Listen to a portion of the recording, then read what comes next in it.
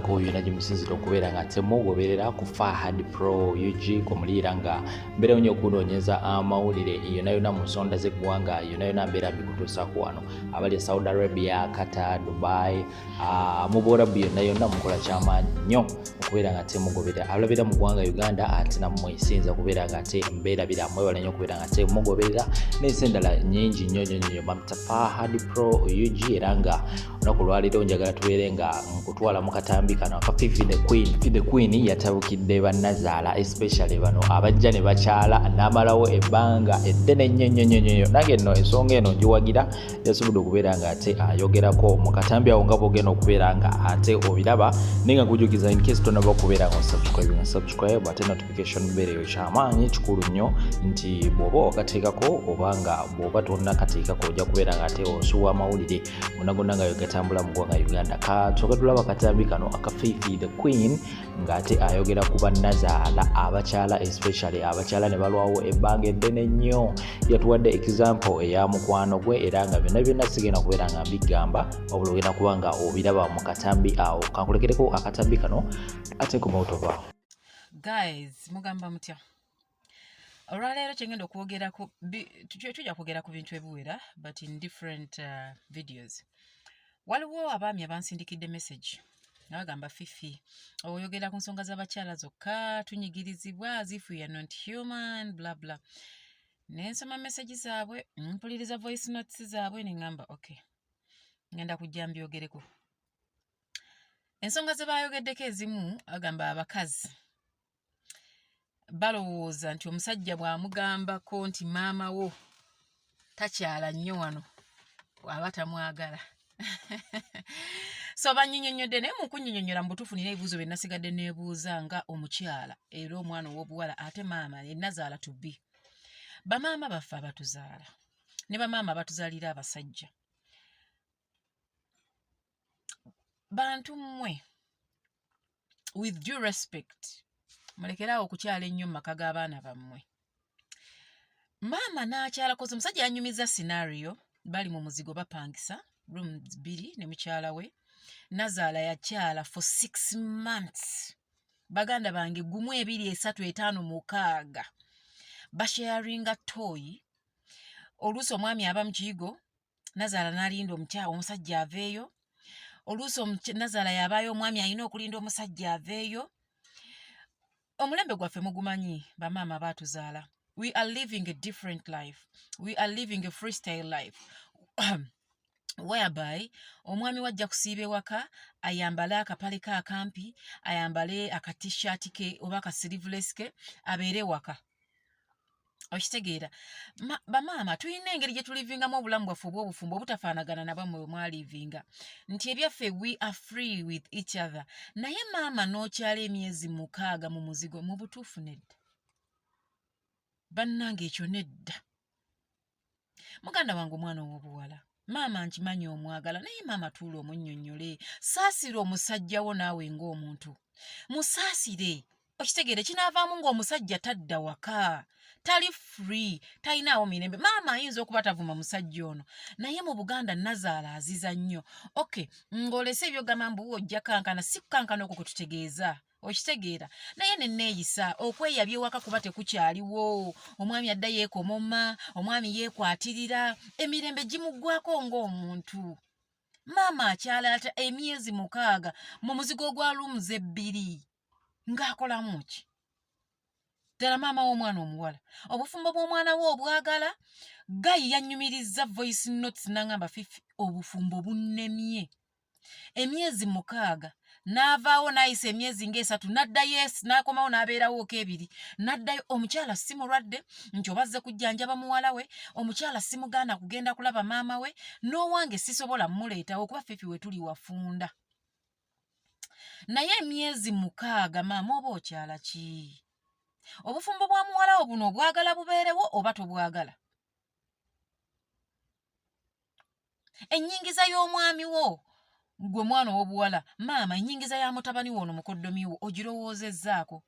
Bayinza okuba olumu nga enfuna bwegaana banywa obuugi ne beebaka naye maama bw'obaawo bagenda kunywa batya obuugi? oba gwe wawulira muwala we yafumbirwa Kampala n'ogamba owange ali Kampala kyaggwa. Owange ali Kampala kyaggwa. Maama si buli ali e Kampala nti ali bulungi. Omuvubuka ono ne muwala we bawe space beezimbe, bawe space beetegeere, bawe space beeyige, bawe space basobole okweyagala. Nkwegayiridde maama, bamaama abatuzaala ne bamaama abatuzaalira abaami, muwe abaana bammwe ab'obuwala n'abalenzi space beeyagale, beeyige, beetegeere, beenyiize, beetonderegane, beesowaganye, buli omu ategeere munne, basobole okumuvinga ahead. Naye maama buli w'otuula naye emyezi 6 ogimanyi. Ennyumba eya rooms 2 kitali nti kisenge nnyumba nnene maama ajja kubeera sayidi eri mbeera eno. Gwe atali mulwadde nti wajja Kampala kujjanjaba. Wabula wava mu kyalo ng'osiibudde ozze kulaba muwala wo mu maka ge. Ate n'otuula ebbanga eryo lyonna. Myezi 6 giba mingi. Saasira obutawero. Omwana yangambye Fifi emizigo gye tuliko ebiyigo biri wabweru, olina okusiba akatawero ogenda mu kiyigo. Nazaala waatudde mu ddiiro. Mu butuufu kino kiba kiri too much. Baganda bange abaana b'obuwala, ebiseera ebimu bamaama mubatuuze mubagambe nga nammwe abaana ab'obulenzi bw'olaba nga maama wo becoming something, mugambe maama, we tuli wafunda, ate nakula, n'empasa mbadde nsaba osigale mu kyalo, bwe naamala okugaziwa, ojje tubeere ffenna. Mamange rooms 2 nga mulimu Nazaala, gwe ekyo okimanyi. Muba mukyalya ku k'omuntamu. Because gwe rooms 2 ozimanyi. Gayi yangambye Fifi ndi frustrated, ngenda tandika okusula mu dduuka waakiri oba mu mikwano, because Nazaala wange emyezi 6 ali ewaka. Emyezi 6 mingi. Bamaama abatuzaala ne bamaama abatuzaalira abaagalwa baffe, tubasaba mutuwe ku gap, tubasaba n'ebitiibwa ebya waggulu mutuwe ku space, tubasaba mutukkirize tweyige tukule, tubasaba mutuleke twetengerere ng'abaana be mwazaala, ng'abaana be mwazaala. Kuba amazima ga Katonda mu ggulu tetugenda kusobola kweyiga, tetugenda kusobola kutegeera ngana nga tetuli free. Buli omu tategedde munne maama waali, mutya maama waali. Saasira n'omwana ono akuyitako mu katawero. Saasira mutabani waakulinda ove mu kiyigo addeyo akikozese. Abaana bano mubaleke. Simanyi nabuuziza omwami ono lwaki togamba mukyala wo n'ayogerako ne maama we. Nangamba Fifi, maama omukyala ayinza olowooza simwagala bwe nnaayogerera ku ekyo, naye kyenja okukola nze ngenda bba wamu space, maama bw'aligenda nkomewo. So I was telling this guy giving them a space is not good at all. Kubanga first of all tetumanyi wa gy'ogenda kubeera. In the due process what will happen? Singa onoofuna omuwala omulala ali free aga maama taliiyo, ogenze weeyabiza, olwo olemereddwa okudda gye wasookera, gye wali osazeewo okutandikira obulamu bwo butambule bulungi nnyo nnyini ddala. Okitegeera?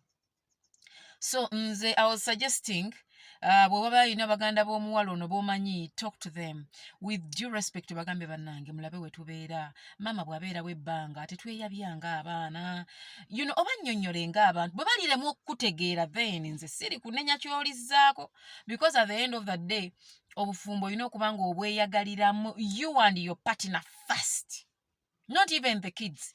You and your partner first, even the kids will come in later.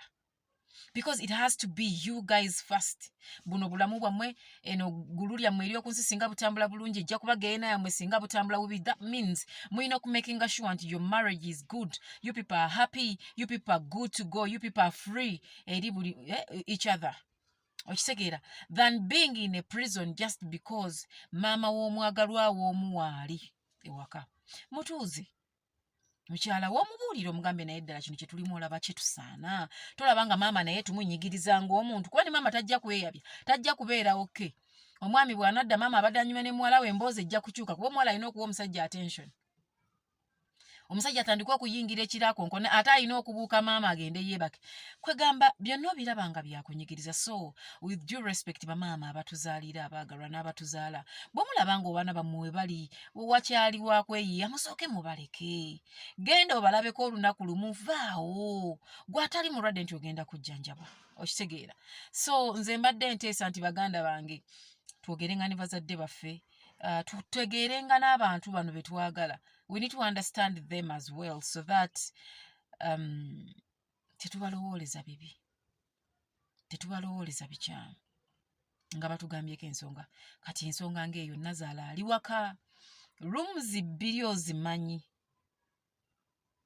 nga musharing ekiniwe zaalibadde nga at least kali zaalibadde nga temusharinga kiyigo naye kiyigo ne ttooyi olina okulinda Nazaala waafulume. Nazaala walina okulaba ogenda mu ttooyi.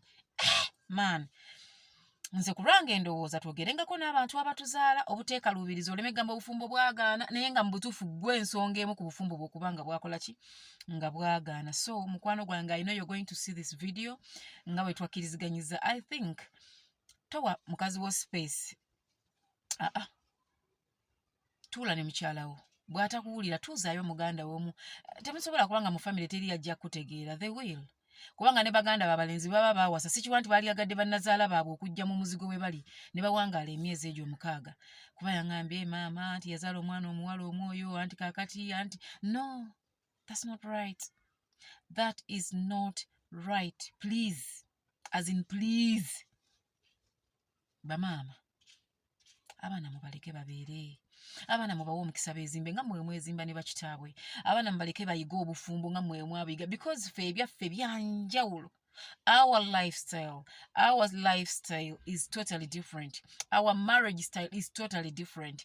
Bamaama mwedda gye mwafukaamiriranga ffe waffe byakyuka. You'll hug your husband, you'll peck your husband, you'll kiss your husband, he's good to go. So si byafukamira okitegeera. So bambi mubawe chance beeyige beetegeere basobole okukola ekyo ekibatwala mu maaso with due respect.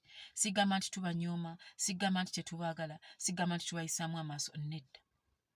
Wabula mutuwe omukisa tulwaningeko ku maka gaffe awawe.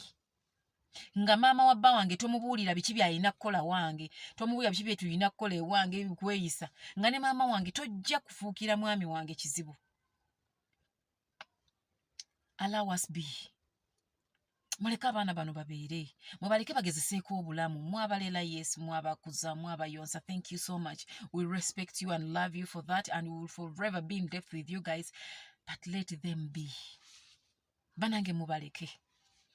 Naye gwe emyezi 6 ogimanyi nga Nazaala waali mu muzigo w'oli.